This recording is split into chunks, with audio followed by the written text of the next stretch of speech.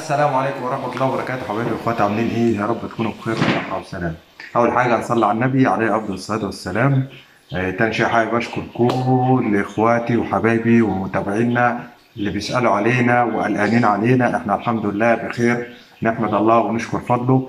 بس هو في خبر يعني مش كويس، إن أنجلا مش هتظهر معايا في الفيديوهات تاني. مش دايما، بس لحد إن شاء الله بإذن الله ما نغير البيت. لان طبعا المشكله اللي حصلت اخر مره معايا ديت، ان انا زعقت لها جامد، ويعني المشكله كانت كبرت. وللاسف اخوها جنبنا هنا سمع الصوت يعني، وصوت عالي وكده، نزل تحت قال لي للجماعه تحت. والجماعه طبعا كلموا مراتي، ومراتي قالت لهم ما فيش حاجه، وكانت مشكله بسيطه وكده. فطبعا الحوار يعني احنا ما كناش فاكرين ان هو هيكبر كده. بس الحمد لله والشكر لله، نحمد الله ونشكر فضله. بس خدنا قرار بينا وبين نفسنا ان شاء الله باذن الله مش هنطول هنا في البيت يعني. هناخد البيت في اي مكان تاني. طبعا احنا كنا هنجهز في البيت شويه حاجات، ونجيب حاجات كتير في البيت ونجهز البيت. طبعا اجلنا كل حاجه، قلنا اللي هنصرفه هنا هنصرفه في البيت الجديد ان شاء الله باذن الله. طبعا ليه مش هتظهر في الفيديوهات يا محمود؟ علشان طبعا هما اخوها برضو تبع الاسلام وكده. وطبعا هو مش بيصدق اي حاجه يعني، مش بيصدق ان في ربنا وفي حساب وفي اخره وكده. هو من النوع اللي هو مفكر ان الدين بتاعنا اللي هو قطع ايد وقطع لسان والكلام ده كلته. بس يلا الحمد لله وشكر لله، ربنا يهديه. هو نزل تحت بدل ما يتكلم ويصلح، لا هو يعني حط ملح على يعني حط زي ما بيقولوا كده يعني، آه حط ميه نار يعني، شعل الدنيا.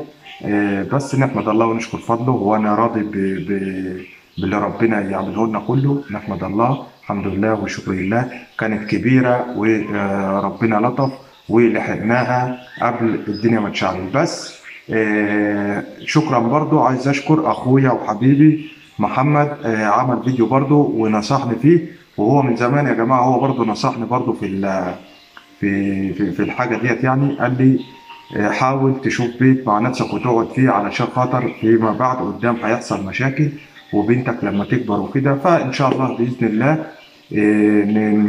نمشي يعني على الطريق ديت،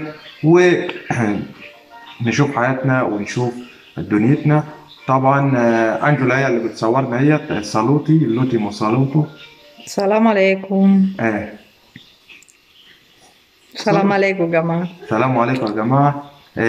gente che mi preoccupa per te, del fans che mi preoccupa per te. Mm. E dia. E io sto bene.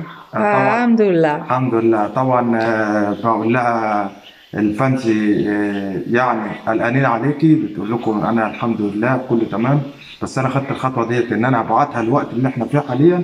هبعتها هبعدها من الفيديوهات خالص يعني. وان شاء الله باذن الله نقدر نقدم لكم قدام فيديوهات، طبعا وانا خارج انا ومراتي ونديم. بس طبعا مراتي مش هتطلع معايا خالص يعني، ممكن اكون انا ونديم.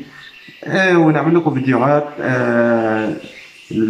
يعني عادات وتقاليد الإيطاليين.